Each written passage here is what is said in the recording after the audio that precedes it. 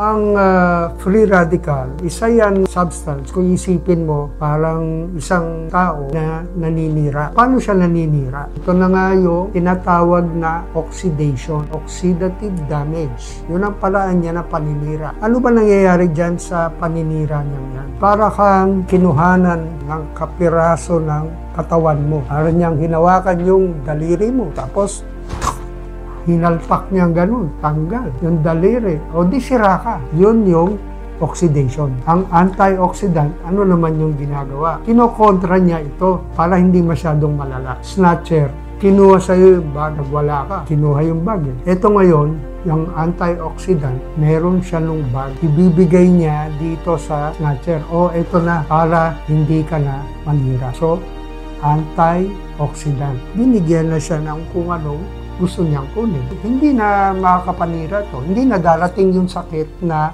dulot ng free radical.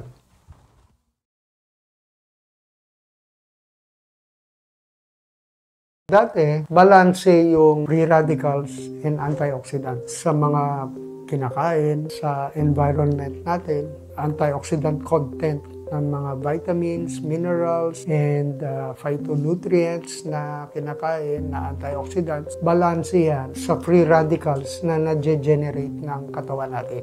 Because of industrialization, maraming mga man-made chemicals ang na-produce.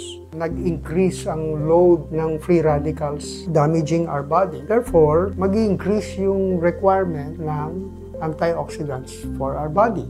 Yung diet where plant-based foods and fresh whole foods na plant-based ang diet before, nawala. Naging process. Natanggalan ng mga antioxidant, vitamins, and minerals doon sa pagkain. Plus, less plant-based yung diet. Plants, maraming plant phytochemicals na antioxidants. Kagaya na nga dyan sa aronia, rich in antioxidants. Dahil nabawasan yun, nag-increase yung load ng free radicals, nabawasan yung antioxidant intake. Ngayon, kailangan natin ng supplementation ng antioxidants. Idagdag mo pa dyan, agricultural revolution with fertilizers, use of fertilizers. Nakita nila, nag-grow lang naman sa mga halaman, NPK, nitrogen, phosphorus, and potassium. So, yun lang yung mga basic fertilizer. Nabawasan na rin ng mga antioxidant nutrients na nilalaman yung mga plants. Kahit na bumalik ka sa plant-based diet ngayon, kulang pa rin because they were produced in the farm na gumagamit ng mga synthetic fertilizers. Kaya nire-recommend ngayon yung organic kasi mas rich yan in nutrients which would allow the plant to produce more